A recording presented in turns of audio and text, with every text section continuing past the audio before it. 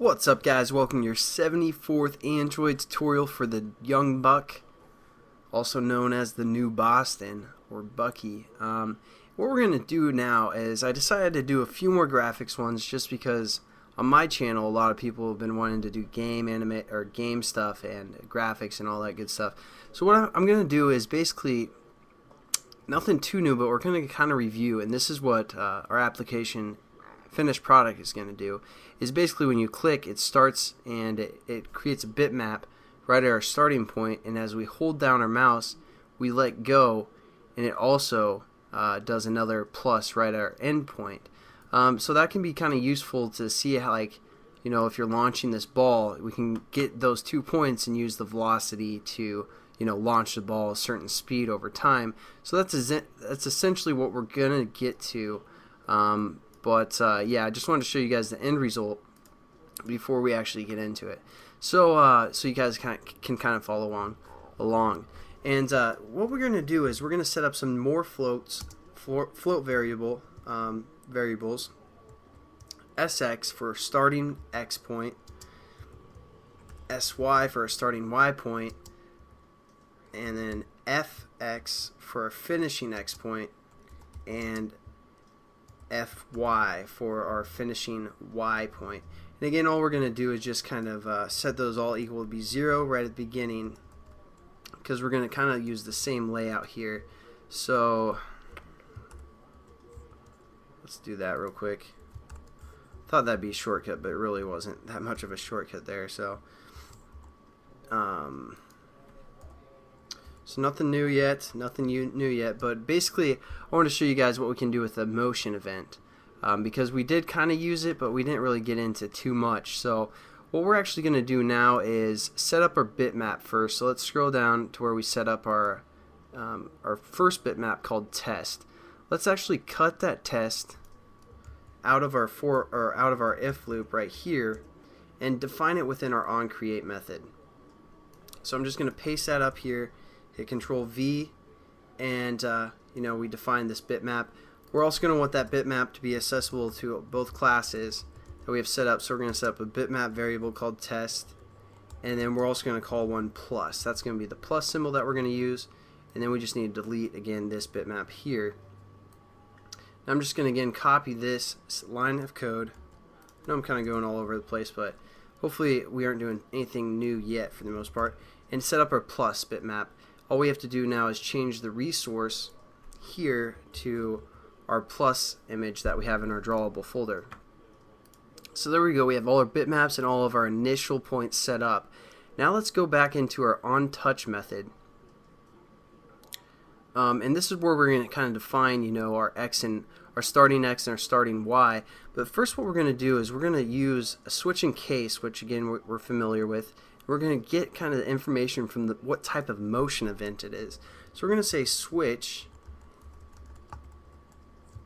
and then we're going to say event, because again that's the motion events that's being passed in. We're going to hit dot get action, and that's going to tell us what kind of action's happening at the current moment, because we have this as true, so it's going to keep looping through for pretty much every moment. And then we just need to do a bracket as well and set up our cases. So we're going to say case, and then we're going to refer to the motion event class, and then we can hit dot, and we have the events that can happen. So down is right when we first click. So what we're going to do within this case, we're going to set up our starting X, our start X, and then it's just going to be again equal to event dot get X. Again, kind of review here, and then also our starting Y, and that's going to be event dot get Y, and there we go. And then all we have to do is say break here, and then we're going to set up our other case, which is going to be the release. So we're going to say motion event dot you know, action up.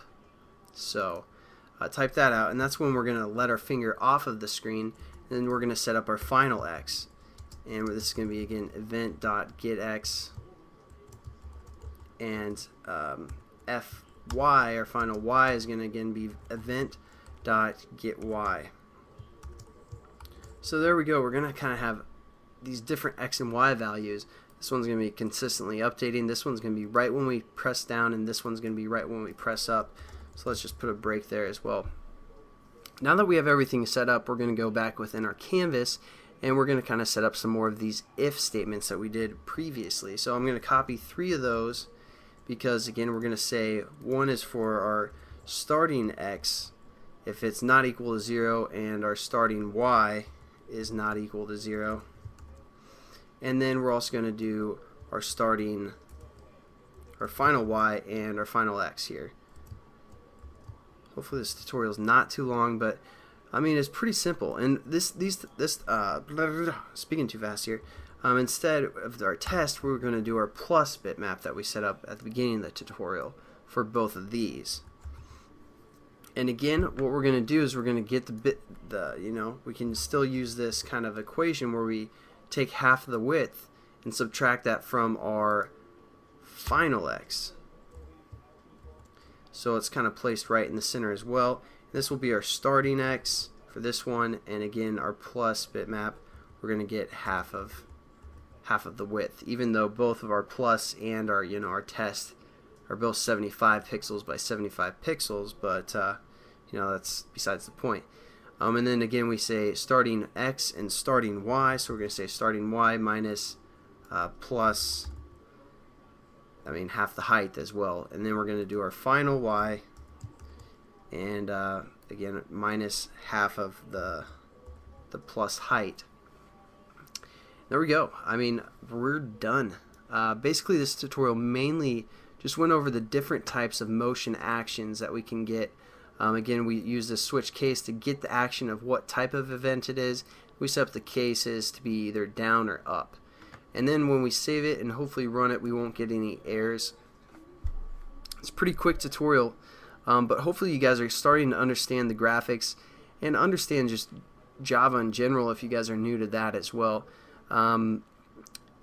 This probably isn't the prettiest way to code, but it's gonna work for us, so that's fine. And then the next tutorial will actually use those points to kind of animate something. Maybe, I don't know, but see, we get our starting point when we first click. We're still pressed down on the screen, and then when we release up, there's our other plus, which is also right in the center. So hopefully you guys like that tutorial. It's pretty simple, pretty quick, and you guys learn about motion events. I gotta go. Peace.